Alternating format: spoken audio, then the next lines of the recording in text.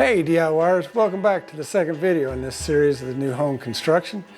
Now in the first video we talked about the foundation, we talked about the different types of new houses, different builders, how to look for the builders, and a few other things. And if you didn't catch that video, don't worry, I'll have a link down below. You can go back and watch it. But in this video here, we're going to start with framing. And we're going to start at the foundation with the bottom plate and work our way up. Now there's a lot to cover when it comes to framing, and it may take 2 videos to get it all covered. It'll just depend on the editing as to how long they become, as to whether it's in 1 or 2 videos. And with all framing, it starts at the foundation with the bottom plate. So let's get started.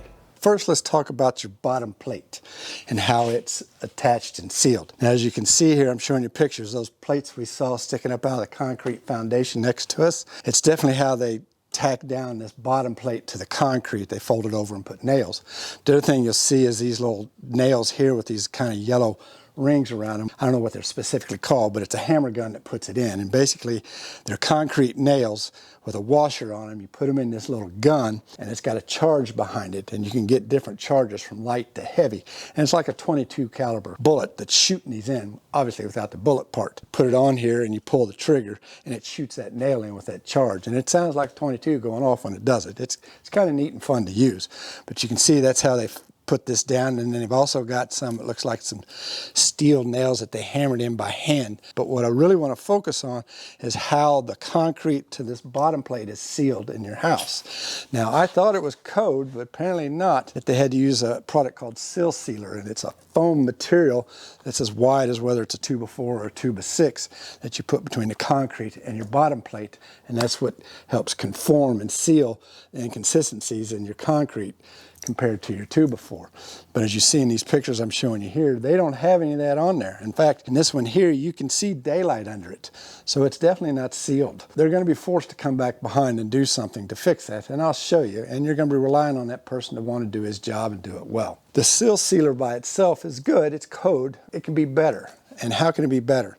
Because anything you can do to keep bugs and air from getting in is your friend. And what my recommendation would be is to get what I'm going to call liquid applied sealant. How it would be is if my hand is the concrete, you'd put a bead of that sealant on the concrete, and you put your seal sealer on it, and you put another bead on top of the seal sealer, and then your bottom plate would go on there. And then when that mushes all together, it would seal that up so it's air and water tight. And you would offset the beads. So the bead on your concrete might be towards the inside edge, and the bead on the top of the seal seal might be towards the outside edge. So when it bridges the gap and seals it up. And typically they build these walls on the ground and stand them up. And so they put the seal sealer and all that stuff on at that time. This is the other thing. This is what you want to look for. Look at this crooked 2x4. So they must only have 1 nail in here, because if there's 2 nails, which there should be by code, this couldn't twist. These are the things you need to look for. So next, let's talk about your exterior walls, because this is where it's going to be a difference. And that is 2x4 versus a 2x6 exterior wall. Now, I don't know, it may be on your climate zone and code as to what size thickness of wall you get, whether it's a 2x4 or 2x6. And in the northern climates where the insulation requirement's higher, it probably has to be a 2x6 wall. But so you need to ask that. What is code and what am I getting? If you're getting a 2x4 wall and it's going to be insulated, and we'll talk about insulation later, what is that equivalent to? R13, 19, what do you get? In this situation, it's 2x4. In some areas, there's actually a 2x6 wall. I don't get that. Maybe somebody out there knows and can fill us in on the comments and let us know. But yeah, are you getting a 2x4 or are you getting a 2x6 wall? The other thing is, are you getting a straight wall? Or are you getting 2x4s like this? So the guy's going to throw out those janky 2x4s, or do you use what you got, and who cares? If it's a crooked 2x4, it's going up. And I'm going to show you some pictures here, but you can see these guys miss nails everywhere and are sticking out. And so somebody's going to have to come behind and nail these back down and get them out of the way. It's actually kind of dangerous for the job site. And as a side note, can anybody tell me what's going on here? We'll talk about this in a minute. The other thing you want to know is what's your spacing? Are your 2x4s 16-inch on center like these are here? Or as I'll show you over here on this other wall, they're 2 foot on center. And I would like to know if anybody can tell me, why does that wall, it's an interior wall, have their 2x4s at 2 foot on center, whereas this one here is 16-inch on center? I would like to know. And why do you want to know? Well, because it's going to make a difference on how it's framed. Now, there's people out there that are going towards, I've seen on some custom build shows, they're going to 2x4 and 2x6 of 6 walls are on 2-foot centers. And they're saying by doing that, they're using a little less lumber to frame the house, but how they frame it is just as strong. You know, if they're going 2 foot on center, ask how they're making that better than a 16-inch on center. And if it's supposedly saving me money, what's the cost difference if I want you to do it 16-inch on center? And find out. I'm old school, I like 16-inch on center. If somebody can tell me why 2 foot on center is great, how they make it better, please do. Maybe I'll switch. Okay, the next thing, which I'm sure a lot of you haven't thought about, is how plumb or straight are your walls when they put them up? You know, what are their tolerances for that? Are they allowed to be a half a degree out, an inch out? What is it? Personally, I'd like to have a nice up and straight down wall. If you're gonna be out, no more than a 1/4 inch. And I'd like a wall that's straight across and not 2x4s that come out and back and out and back. So when you look down your wall with the sheetrock, it's doing this, because they're not gonna take that out when they finish sheetrocking it. Are the walls gonna be truly plumb when they're up? If they're using a level to check their plumb, okay, or do they use a laser to check the plumb? I'd rather hear them say, well, we use a laser, because that laser is gonna scan down all the wall level. You're gonna have to do each individual one, because you could be dead plumb here, clear down there, could be in by as much as an inch or 2. You know, what's their tolerances? Now, you might think this is picky. They're all gonna be plumb. No, they're not. Go back to that video I did before. I'll show you where they're out 1.5 inches on one wall. And it's gonna make a difference when you try to do any kind of special trim work, or you wanna hang stuff or put stuff against the wall. You're gonna be like putting it against and there's a gap behind it. I mean, it does make a difference. And after all, you're wanting a brand new home. And with brand new, you're thinking brand new, everything's good. Not brand new, some stuff's good, especially if you're doing a semi-custom home. Custom home, you want that dead on straight because you're paying for that. So ask what that is. And I don't know if there's even a code for that. Maybe there is, maybe there isn't. You definitely don't want to see any kind of liquor bottles or cans on your job site. I don't care if they drank it Friday at 7 o'clock when they're off the clock. I don't know that. For all I know, they were drinking this and hammering at the same time. That's why I got a bunch of nails hanging out everywhere and my walls aren't straight. So you definitely don't want to see that. Another side note, you see these 2x4s that are running in different directions and up against these walls like this. Don't be alarmed, this is normal. This is bracing for the walls when they stand them up to keep them from racking. It's also, as you'll see, some of these braces come through the center of the floor like against a wall. It's to hold the wall up plumb while they get it all nailed in place. So don't worry about that, that's normal and those will come out. So next let's talk about, I just look around and see stuff and think, really? Next, let's talk about plumbing penetrations. Now, this is obviously a kitchen island are gonna be, and these are gonna be where the sink and the faucet's gonna be, and probably the dishwasher and that. What I'm talking about is down here in your bottom plate where the penetration is through the wall. I think this is 2-inch pipe coming through the wall, and this is a 2x6 wall. I like that because that way, when they put the sheetrock on, this is all well contained within that wall and you're not gonna have any bowing out of the sheetrock. I showed you one of those in that last video. It was horrid. But you see they've cut out around this bottom plate to put the plumbing through. And this blue stuff is PEX, and we'll talk about that and this little fitting here. Personally, I would say if anything bigger than 2 inches is coming through your wall, I'd want a 2x6 framing there. So I made sure I had straight walls, didn't have this big bow coming around a plumbing pipe because they put it in a 2x4 wall. I would assume code would be if a 3-inch pipe come through the wall, it's got to be a 2x6 wall, but who knows, maybe not. This is going to be a vent pipe that's going out through the roof. 2x4 wall, this looks to be, yep. It says right on there, this is 1.5 inches. Should be fine, shouldn't have a big bow in the wall. This here is hot and cold water coming through, but again, it's insulated, it's PEX, it's that plastic PEX. I'm gonna call it plastic. I know it's not plastic, but that's what I'm gonna call it for right now.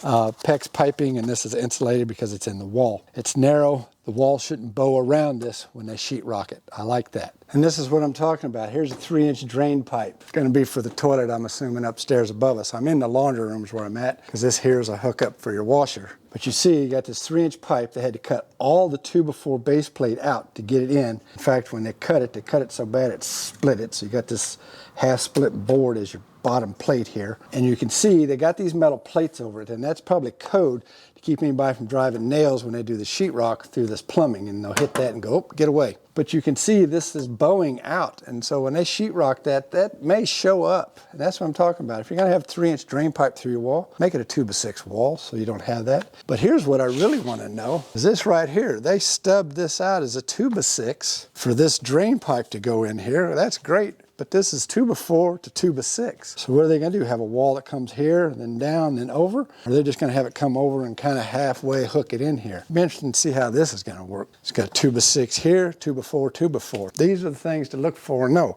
Now at this point of the game, it's too late to do anything because they already got this wall built. They're not coming back and redoing this whole wall. If anything, they may go through and just frame this thing as a total 2x6. This is a 2x6 wall with this plumbing coming through it. Now they've got a gaping hole here where there's no base plate where the plumbing come through, and that's okay. But what I don't like, and I'll show you, is they must have been off a little bit on the putting of the pipe because their wall where it has to be placed is barely on the outside edge of this pipe. But it's going to work because this plate isn't bowing and it's not sticking out past the bottom plate. You want a 2x6 wall for this plumbing to come through so you don't have that ugly mess over there. Next, let's talk about blocking. What do I mean? This right here. Basically where they put pieces of lumber between the 2x4s for backing for like, and this is the kitchen, for kitchen cabinets to hang. Bottom cabinets would screw into here. Your top cabinets would screw into here.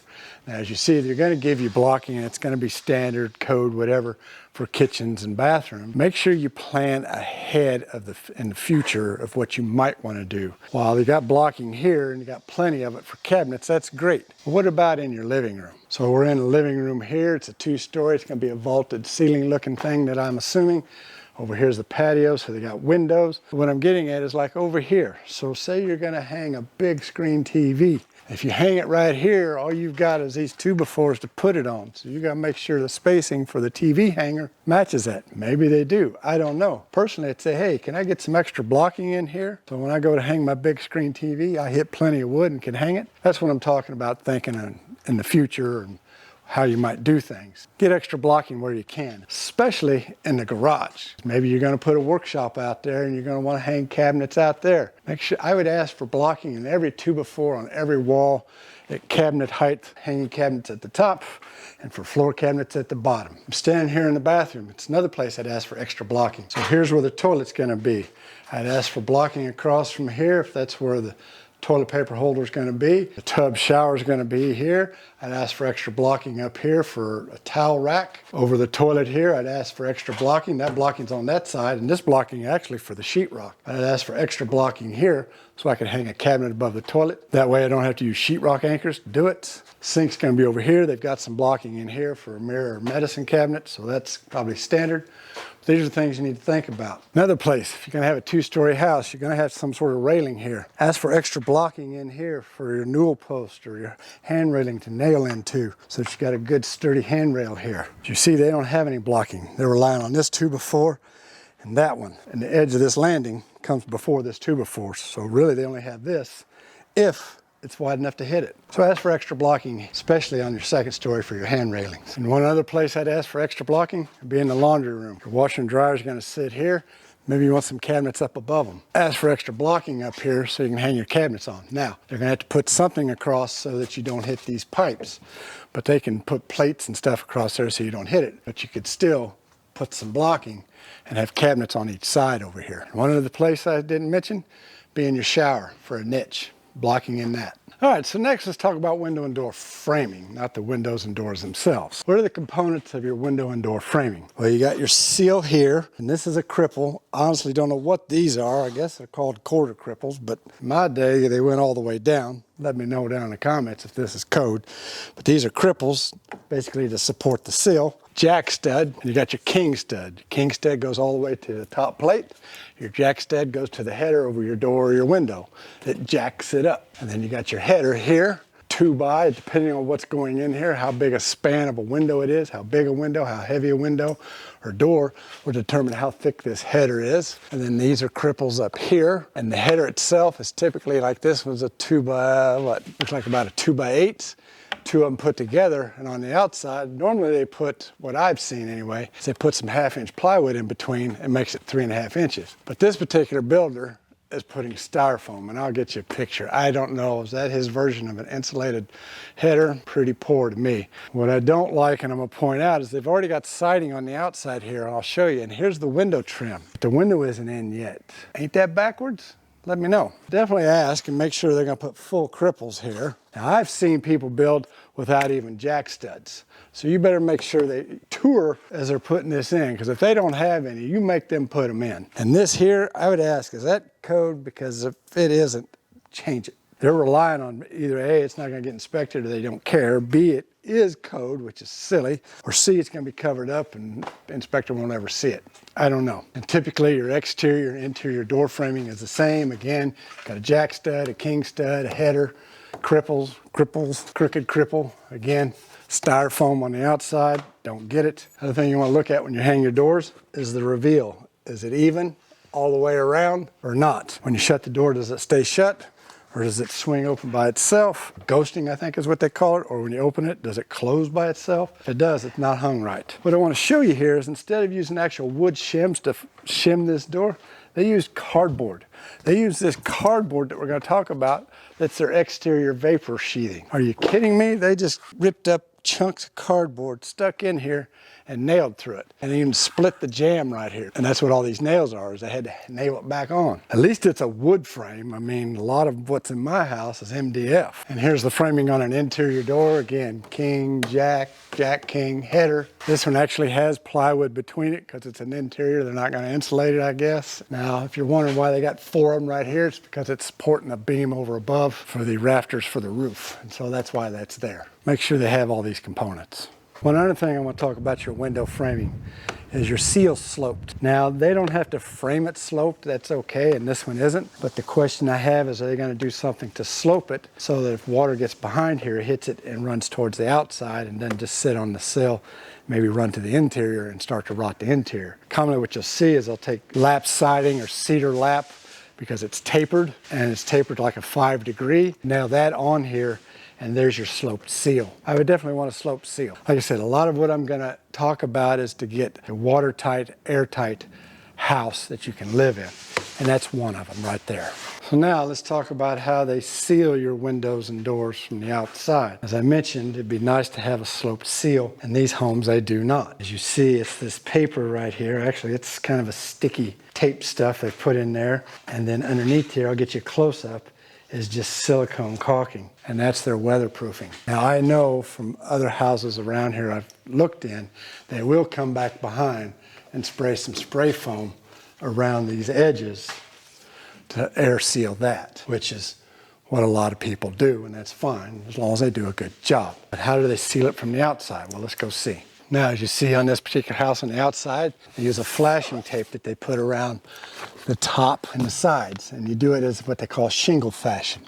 So you put the sides on first, the top on second, so as water comes, it comes over the tape instead of the other way around and not get behind the tape. Granted, they didn't stick it down very well. Typically don't flash tape the bottom, and the reason is if water gets behind here, you want to wait for it to get out. So they typically don't flash that. This is that paper we saw on the inside.